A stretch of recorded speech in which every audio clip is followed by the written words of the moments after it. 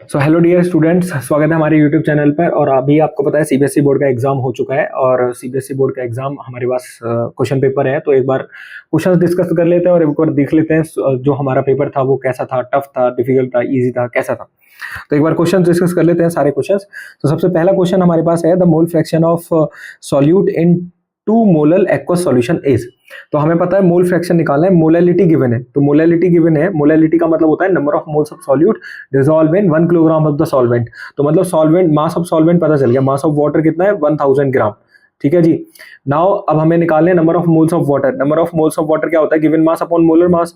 1000 divided by molar mass कितना होता है 18 होता है वाटर का। नंबर ऑफ मोल्स भी पता चल गए। अब हमें पता है मोल फ्रैक्शन निकालना है। मोल फ्रैक्शन अगर हमें निकालना है सॉल्यूट का, तो मोल फ्रैक्शन क्या होगा सॉल्यूट का, number of moles of solute. Number of moles कितने हैं 2 moles divided by total number of moles, 2 plus 1000 divided by 18। अगर आप इसको सॉल्व करोगे तो आंसर आ जाएगा, इसका आंसर आएगा लगभग 0.0347। नेक्स्ट क्वेश्चन है, इलेक्ट्रोलिसिस कर रहे हैं हम वेरी डाइल्यूट सॉल्यूशन की, एक्वस NaCl की। एक्वस NaCl की जब हम इलेक्ट्रोलिसिस कर रहे हैं, ध्यान रखना है, मैंने बताया भी था, अगर हमारे पास NaCl मॉल्टन फॉर्म में है तो हमारे पास अलग प्रोडक्ट बनेगा, अगर ये एक्वस NaCl है तो हमारे पास अलग प्रोडक्ट बनेगा, क्योंकि हमें E0 की वैल्यूज चेक करनी पड़ती है। तो इसका आंसर होगा hydrogen gas is evolved at cathode. Next question है हमारे पास, न्यूक्लियोफिलिक सब्स्टिट्यूशन रिएक्शन करवानी है हमें। न्यूक्लियोफिलिक सब्स्टिट्यूशन रिएक्शन करानी है NaOH के साथ। तो OH नेगेटिव है, OH नेगेटिव अटैक करेगा, OH नेगेटिव अटैक करेगा हमारे यहाँ पे और कोई न्यूक्लियोफाइल को रिप्लेस करेगा, तभी तो सब्स्टिट्यूशन रिएक्शन होगी। तो हमें देखना है कि कहाँ पे इसका अटैक प्रोबेबल हो पाएगा, कहाँ पे ये अटैक कर सकता है। तो हमें पता है बेंजीन जो होता है ना, वो न्यूक्लियोफिलिक सब्स्टिट्यूशन रिएक्शन देता नहीं है आसानी से। तो जब देता नहीं है तो एक बार देख लेते हैं, अगर उस पर इलेक्ट्रॉन डेंसिटी कम हो जाएगी तो न्यूक्लियोफिलिक सब्स्टिट्यूशन रिएक्शन दे देगा, वरना नहीं देगा।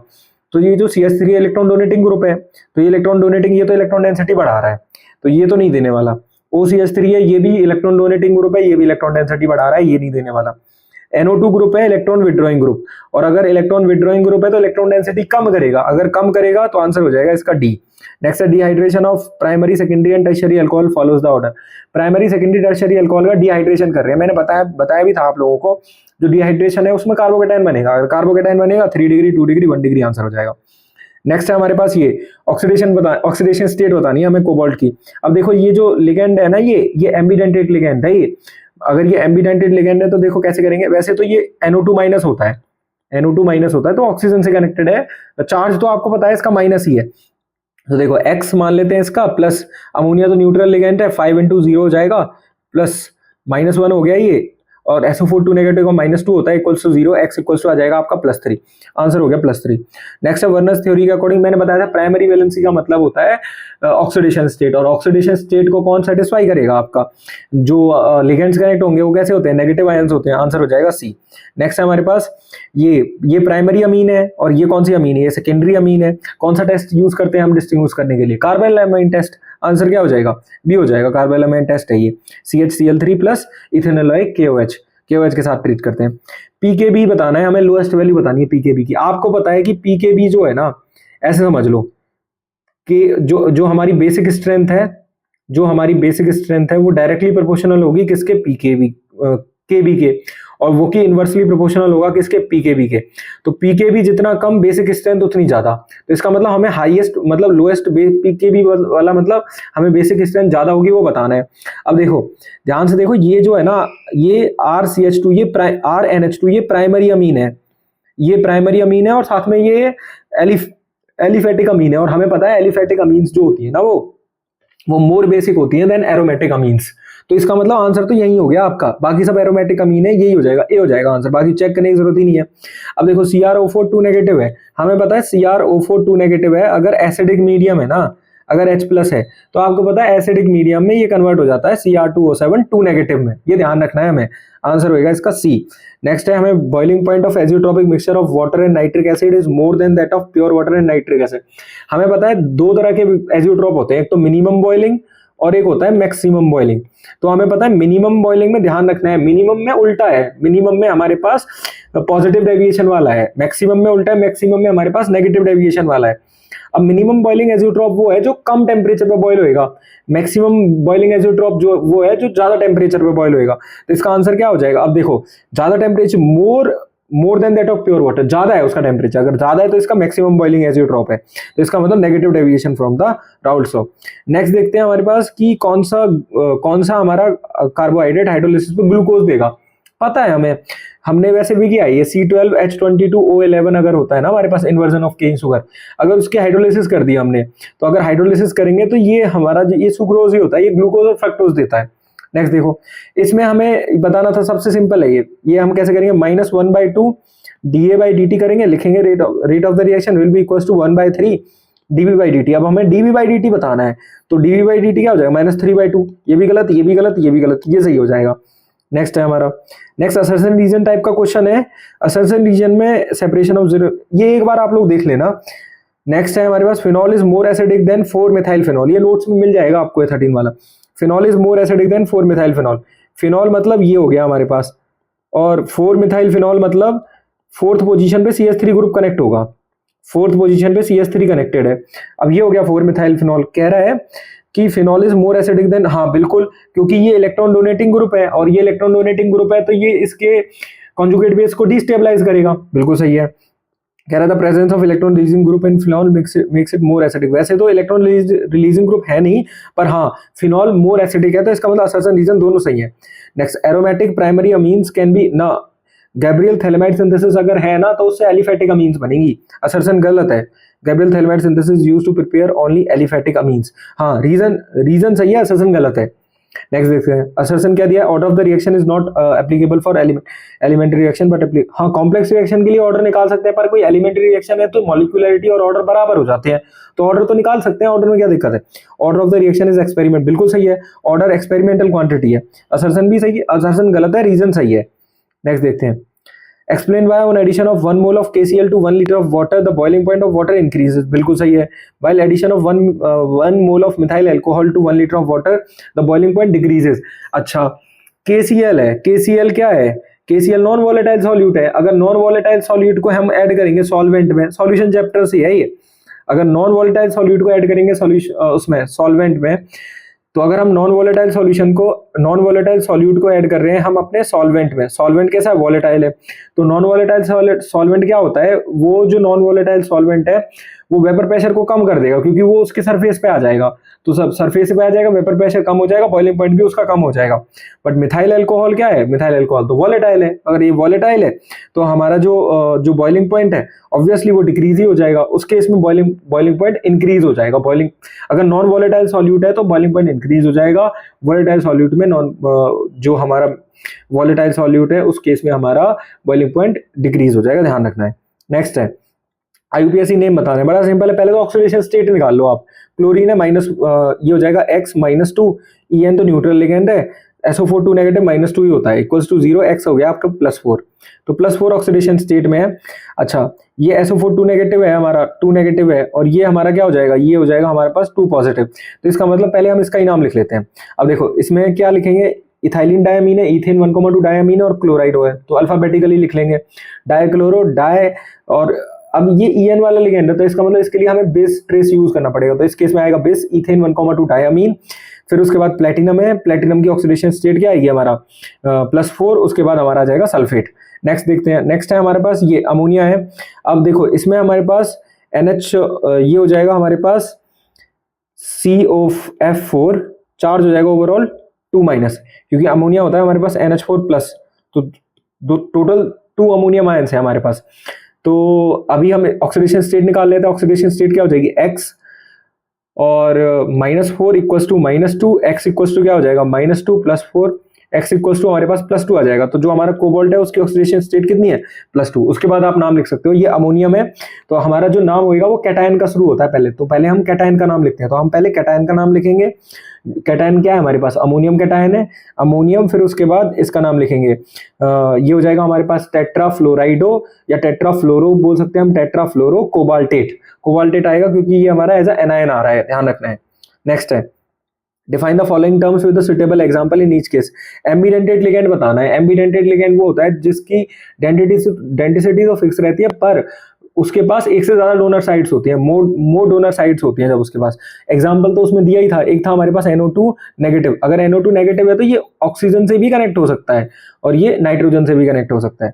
नेक्स्ट हमारे पास डबल सॉल्ट। डबल सॉल्ट तो हमारा जैसे हमारा मोर सॉल्ट हो गया, तो डबल सॉल्ट जो होगा ना वो कंप्लीटली डिसोसिएट हो जाएगा अपने आयंस में इन एक्वस सॉल्यूशन, तो उसी को हम डबल सॉल्ट बोलते हैं। एग्जांपल हो गया मोर सॉल्ट, एग्जांपल लिख सकते हो आप, या फिर कोई और एग्जांपल लिख सकते हो, जैसे पोटास एलम भी लिख सकते हो। Next, for the compound having molecular formula C4H9Br, write the isomer of which is more reactive towards SN1 displacement reaction। Okay, C4H9 लिखना है और वो आइसोमर बताना है हमें जो मोर रिएक्टिव होगा टुवर्ड्स SN1। तो आपको पता है SN1 रिएक्शन में कार्बोकेटाइन बनाना है, कार्बोकेटाइन कौन सा बनेगा, टर्शरी कार्बोकेटाइन या सेकेंडरी कार्बोकेटाइन, वही ज्यादा होएगा। तो आइसोमर बता दो, CH3, ये हो गया CH3, ये भी हो गया CH3 और यहाँ पे हो गया Br, तो यही आइसोमर होगा। 4 कार्बन हो गए, ब्रोमीन कनेक्टेड है। The isomer which will react with sodium metal in presence of dry ether gives 2,5 dimethyl hexane. अच्छा, ये वुड्स रिएक्शन है, ये वाली जो रिएक्शन है ये कौन सी रिएक्शन है, ये वुड्स रिएक्शन है। और आपको पता है वुड्स रिएक्शन जब आप करवाते हो ना तो हमारे पास कनेक्ट हो जाता है। पहले प्रोडक्ट देख लो आप, प्रोडक्ट का स्ट्रक्चर बना लो। प्रोडक्ट का स्ट्रक्चर क्या है, 2,5 डाइमिथाइल हेक्सेन। 2,5 डाइमिथाइल हेक्सेन का मतलब कितने कार्बन है, हेक्सेन का मतलब 6 कार्बन है। 1 2 3 4 5 6, 1 2 3 4 5 6, 6 कार्बन हो गए। 2,5 सेकेंड पोजीशन पे CH3 है और 1 2 3 4 5 फिफ्थ पोजीशन पे CH3 है, तो ये हो गया 2,5। बाकी जगह पे आप CH3 लगा दो, हाइड्रोजन कनेक्ट कर दो। तो अगर आपको ये बनाना है तो मतलब आप ये समझ लो कि आपके पास टोटल इनिशियल में आपको जो आपके पास आइसोमर है उसको आपको सोडियम मेटल के साथ रिएक्ट करना है। तो आपको सोडियम मेटल के साथ रिएक्ट करना है इन प्रेजेंस ऑफ ड्राई ईथर। तो टोटल कार्बन कितने हो गए, 1 2 3 4 5 6 7 8 कार्बन हो गए, मतलब डबल करना है आपको। तो आप देख लो रिपीटेड स्ट्रक्चर कहाँ पे है, देखो ये रिपीट हो रहा है, ये रिपीट हो रहा है, ये वाली यूनिट रिपीट हो रही है। तो इसका मतलब जो हमारा आंसर होगा वो क्या हो जाएगा, CH3, फिर यहाँ पे CH, फिर CH3, फिर ये कनेक्टेड होगा CH2 के साथ, फिर ये कनेक्टेड होगा Br के साथ, यही आंसर होगा। नेक्स्ट क्वेश्चन देख लेते हैं। ये क्वेश्चन आई होप समझ में आया होगा, आसान क्वेश्चन था, डिफिकल्ट नहीं था, बस थोड़ा सा माइंड यूज करना था। For the reaction A+B gives product the rate law दिया हुआ है, write the overall order of the reaction. Rate law दिया हुआ है, ऑर्डर क्या आ जाएगा हमें पता है, ऑर्डर हो जाएगा अल्फा प्लस जो भी M+N जो भी पावर है 1 + 3/2, तो ऑर्डर क्या हो जाएगा 2 + 3/2 मतलब 5/2, तो ऑर्डर हो जाएगा हमारा 5/2। Can this reaction be an elementary reaction, give the reason in support. अच्छा देखो ऑर्डर आ गया हमारा 5/2, ऑर्डर फ्रैक्शनल आ गया, तो एलिमेंट्री रिएक्शन कैसे हो सकती है ये, तो ये एलिमेंट्री रिएक्शन नहीं होगी। एलिमेंट्री रिएक्शन के लिए जो हमारा ऑर्डर है वो मॉलिक्यूलरिटी के बराबर होता है, तो मॉलिक्यूलरिटी तो जो हमारा एलिमेंट्री रिएक्शन है उसके लिए मॉलिक्यूलरिटी फ्रैक्शनल तो नहीं होती। तो इसका मतलब आंसर क्या होएगा, आंसर होएगा इसका 5/2, और हम बोलेंगे ना ये एलिमेंट्री रिएक्शन नहीं हो सकती। Next, how do you explain the following, presence of a carbonyl group in glucose. अच्छा इसको एक्सप्लेन कैसे करोगे, मैंने बताया था ये बड़ा इंपॉर्टेंट है, रिएक्शंस ऑफ ग्लूकोज से आ रहा है ये।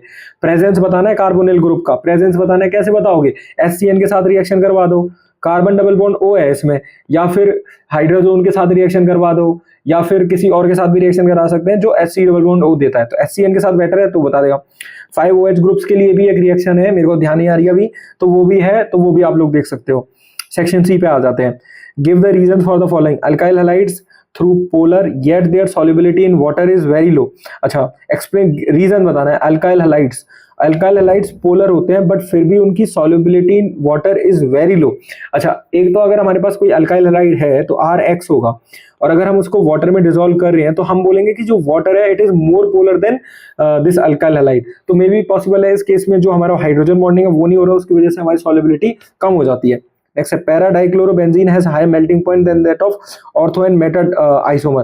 पैरा डाइक्लोरोबेंजीन, ये तो NCERT का क्वेश्चन है, एक बार आप देखोगे आंसर मिल जाएगा आपको। नेक्स्ट है, CH3I is more reactive than CH3Br towards SN2 reactions। अच्छा सिंपल है, अब आपको देखो, आप देखो लीविंग ग्रुप क्या है, यहाँ पे लीविंग ग्रुप आयोडीन है और यहाँ पे लीविंग ग्रुप ब्रोमीन है। तो आयोडीन अगर लीविंग ग्रुप है तो I- की तरह जाएगा, ब्रोमीन अगर लीविंग ग्रुप है तो Br- की तरह जाएगा। तो यहाँ पे हम बोलेंगे कि स्टेबिलिटी ऑफ लीविंग ग्रुप ज्यादा है I- की, इस वजह से रेट ऑफ द रिएक्शन ज्यादा होगी इसकी।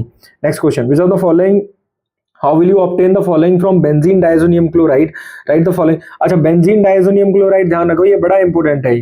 बेंजीन डायजोनियम क्लोराइड ये होता है N2+ Cl माइनस। अब आपको पता है फिनॉल बनाना है, KOH के साथ रिएक्शन करा दो या फिर OH के साथ रिएक्शन करा दो या फिर वार्म वाटर के साथ रिएक्शन करा दो, फिनॉल बन जाएगा। आयोडोबेंजीन बनाना है, आयोडोबेंजीन मतलब इसको हटा के हमें आयोडीन कनेक्ट करना है, KI के साथ रिएक्शन करा दो। रिएक्शंस हैं इसकी, एक बार देख लेना आप। परफेक्ट रिएजेंट भी दिया हुआ है, एग्जैक्ट रिएजेंट भी दिया हुआ है।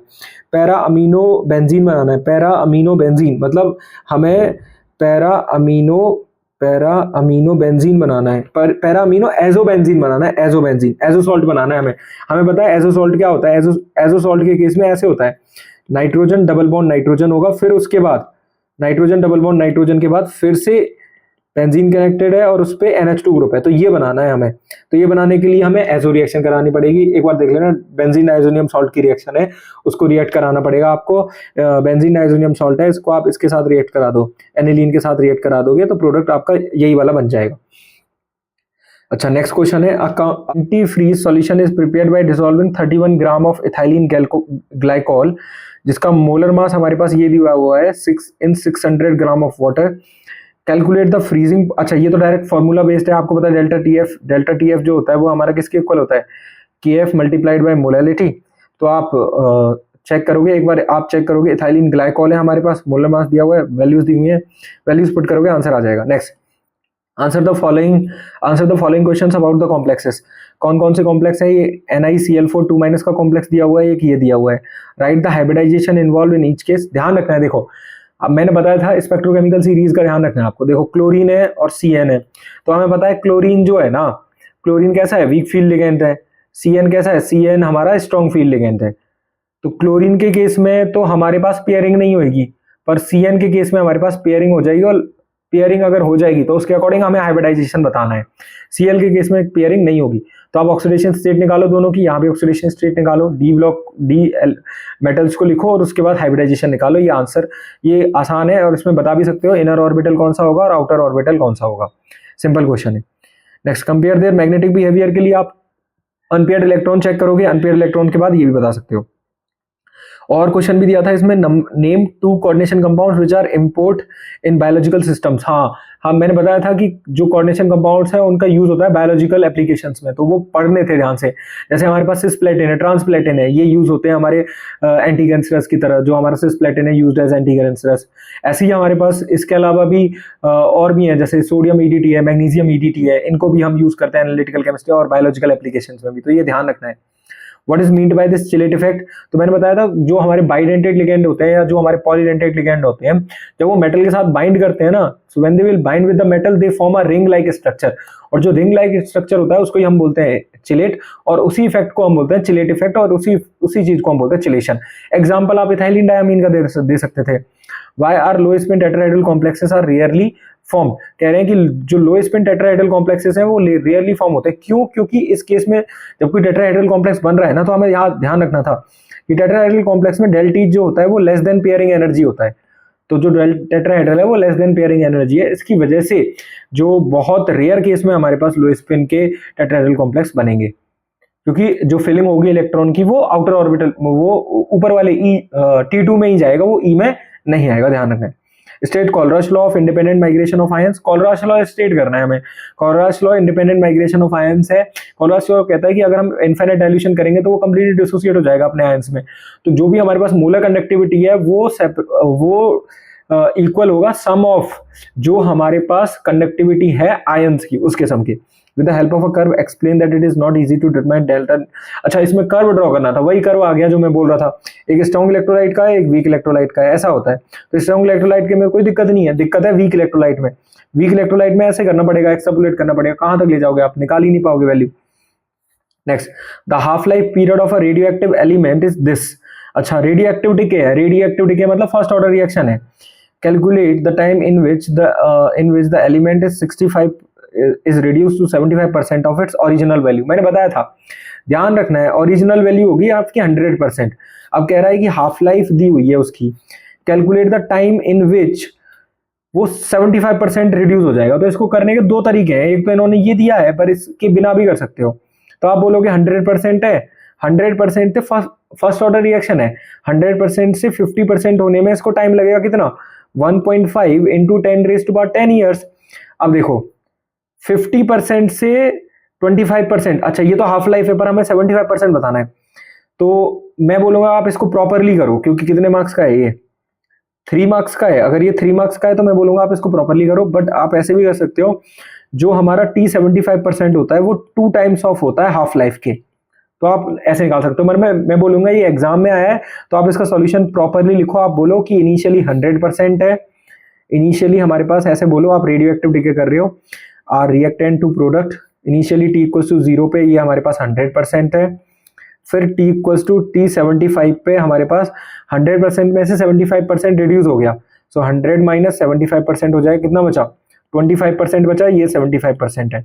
फिर आपको पता है for the first order reaction आप इंटीग्रेटेड रेट इक्वेशन लिखोगे।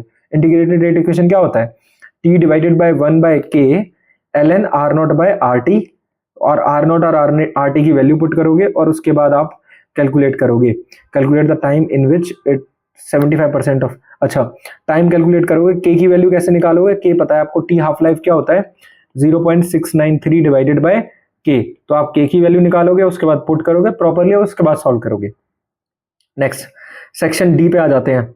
सेक्शन डी में हमारे पास असर्शन रीजन क्वेश्चन है, name the reagents used in the following, oxidation of primary alcohol to aldehyde. अच्छा, हमें प्राइमरी अल्कोहल का ऑक्सीडेशन करना है एल्डिहाइड में, तो प्राइमरी अल्कोहल क्या हो गया हमारे पास, प्राइमरी अल्कोहल हो गया हमारे पास RCH2OH। अब अगर हमें इसका ऑक्सीडेशन करना है एल्डिहाइड में, तो एल्डिहाइड हो जाएगा हमारे पास RC11OH, ये हो जाएगा हमारे पास एल्डिहाइड। तो अगर हमें अल्कोहल का ऑक्सीडेशन करना है एल्डिहाइड में, तो हमें ध्यान रखना है बहुत सारे हमारे पास रिएजेंट्स हैं, जैसे कि हमारे पास कुछ रिएजेंट्स हैं, दिस PCC है हमारे पास, और हमारे पास PCC DCM करके यूज करते हैं इसको, तो हम माइल्ड ऑक्सीडाइजिंग एजेंट यूज करेंगे, ना कि स्ट्रॉन्ग ऑक्सीडाइजिंग एजेंट। अगर स्ट्रॉन्ग ऑक्सीडाइजिंग एजेंट यूज करेंगे तो वो उसको कंप्लीटली ऑक्सीडाइज कर देगा, किसमें, कार्बोक्सिलिक एसिड में, तो हम माइल्ड ऑक्सीडाइजिंग एजेंट यूज करेंगे। Oxidation of primary alcohol to carboxylic acid, तो स्ट्रॉन्ग ऑक्सीडाइजिंग एजेंट यूज करेंगे, तो हम K2Cr2O7 यूज करेंगे, या फिर हम Cr2O4 यूज कर लेंगे, क्रोमिक एसिड यूज कर लेंगे, जो कि स्ट्रॉन्ग ऑक्सीडाइजिंग एजेंट है। Write the reaction involve in Kolbe's reaction. अच्छा, कोल बेस रिएक्शन में रिएक्शन इन्वॉल्व होती है, वो आपको लिखनी है, ये रिएक्शन हमारे नोट्स में है, मिल जाएगी। Why are the tertiary alcohols resistant to oxidation, हमें बताना है क्योंकि जो टर्शियरी अल्कोहल्स हैं उनका ऑक्सीडेशन क्यों नहीं कर सकते, क्योंकि जब टर्शियरी अल्कोहल होगा तो हमारे पास हाइड्रोजन तो होगा नहीं, और ऑक्सीडेशन क्या होता है, removal of hydrogen, addition of oxygen, तो जब हाइड्रोजन नहीं है तो ऑक्सीडेशन कैसे करेंगे हम, इस वजह से नहीं हो पाता। Right the products of the following reaction, हमें प्रोडक्ट लिखना है, ये भी हमारी जो हमारे नोट्स है उनमें रिएक्शन है, तो आप देख सकते हो, सब्स्टिट्यूशन न्यूक्लियोफिलिक रिएक्शन होगी, SN2 के थ्रू जाएगी, आप चेक कर लेना इसको एक बार, ये नोट्स में मिल जाएगी आपको। अच्छा, ये बायोमोलिक्यूल से है, ये क्वेश्चन आप लोग देख लेना, सिंपल होगा, ज़्यादा डिफिकल्ट नहीं होगा ये। नेक्स्ट हम देखते हैं 33, write the products when 1 mole of an ethanol is treated with 1 mole of CH3OH in presence of dry HCl gas. तो हमारे पास इथेनॉल है, इथेनॉल को ट्रीट कर रहे हैं अल्कोहल के साथ। इथेनॉल क्या होता है, CH3 carbon double bond O, ये हो गया हमारा इथेनॉल, इसको ट्रीट कर रहे हैं CH3OH के साथ, CH3OH, उसके बाद इन presence of dry HCl gas. तो हमें पता है, देखो एल्डिहाइड है हमारे पास, और साथ में हमारे पास क्या है, अल्कोहल है, और इन presence of dry HCl add कर रहे हैं, तो हमें पता है ऑक्सीजन के पास लोन पेयर ऑफ इलेक्ट्रॉन्स है, तो ऑक्सीजन के पास लोन पेयर ऑफ इलेक्ट्रॉन्स है, तो ये एक्ट कर सकता है एज अ न्यूक्लियोफाइल, तो ये अटैक करेगा इस पे कार्बन डबल बॉन्ड O पे, और अगर ये अटैक करेगा तो यही हमारा प्रोडक्ट हो जाएगा, हमें ध्यान रखना है, ऐसे ही लिखना है। Benzaldehyde is treated with concentrated NaOH, benzaldehyde है, बेंजल्डिहाइड क्या होता है, बेंजल्डिहाइड ये होता है C डबल बॉन्ड O और ये H, ये हो गया हमारा बेंजल्डिहाइड, कॉन्सेंट्रेटेड NaOH के साथ ट्रीट कर रहे हैं इसको। अब हमें पता है कॉन्सेंट्रेटेड NaOH अल्फा हाइड्रोजन तो है नहीं, तो कौन सी रिएक्शन हो जाएगी, कैनिजारो रिएक्शन हो जाएगी। नेक्स्ट है ethanoic acid is heated in presence of P2O5, मतलब हमने फास्फोरस पेंटाऑक्साइड की प्रेजेंस में हमने इसको हीट किया है इथेनोइक एसिड को, तो ये रिएक्शन एक बार देख लेना, हमारे पास नोट्स में मैंने ये रिएक्शन करवाई है। नेक्स्ट है हमारे पास write the simple chemical test to distinguish between ethanol and propanol, again aldehydes के बीच में डिफरेंशिएट करना है, आप बता सकते हो। नेक्स्ट है हमारे पास write the name reaction of reagents of transform to allyl alcohol to propenal, allyl alcohol को प्रोपीनअल में कन्वर्ट करना है। एलाइल अल्कोहल आपको पता ही है, एलाइल अल्कोहल कैसा होता है, एलाइल का मतलब होता है जिस कार्बन पर डबल बॉन्ड होगा उसी कार्बन पे हमारे पास OH ग्रुप होगा, उसी को हम बोलते हैं एलाइल अल्कोहल, तो उसको प्रोपीनॉल में कन्वर्ट करना है, एक बार देख लेना। और ड्रॉ द स्ट्रक्चर, अच्छा इसमें और वाला भी कर सकते थे, draw the structure of semicarbazone of acetone. अच्छा सेमी कार्बाजोन बनाना है हमें एसीटोन का, तो हमें सेमी कार्बाजोन बनाना है, मैंने बताया हम पहले इसको सेमी कार्बाजाइड के साथ ट्रीट करेंगे एसीटोन को, उसके बाद उसका सेमी कार्बाजोन बन जाएगा, बताया था। सी डबल बॉन्ड ओ अगर होगा तो हमें इसको सी डबल बॉन्ड ओ को सी डबल बॉन्ड एन में कन्वर्ट करना है, नाइट्रोजन होगा वहां पे। तो एक बार देख लेना, ये नोट्स में है हमारे पास। नेक्स्ट क्वेश्चन है हमारे पास, why the alpha hydrogen atoms of aldehyde and ketones are acidic in nature। अच्छा बताना है कि एसिडिक क्यों होते हैं, क्योंकि हमें पता है अगर हम अल्फा हाइड्रोजन देखेंगे एल्डिहाइड के, तो एल्डिहाइड के जो अल्फा हाइड्रोजन है वो ये अल्फा हाइड्रोजन है हमारे पास। अगर ये अल्फा हाइड्रोजन है तो अगर जब हम अल्फा हाइड्रोजन को एब्स्ट्रैक्ट कर लेंगे तो हमारे पास ये कॉन्जुगेट बेस बनेगा। जो कॉन्जुगेट बेस है वो रेजोनेंस के थ्रू स्टेबलाइज्ड है, अगर वो रेजोनेंस के थ्रू स्टेबलाइज्ड है, इसकी वजह से एल्डिहाइड और कीटोन्स के केस में ये एसिडिक इन नेचर होते हैं। Next, arrange the following compounds in increasing order of their reactivity towards HCN।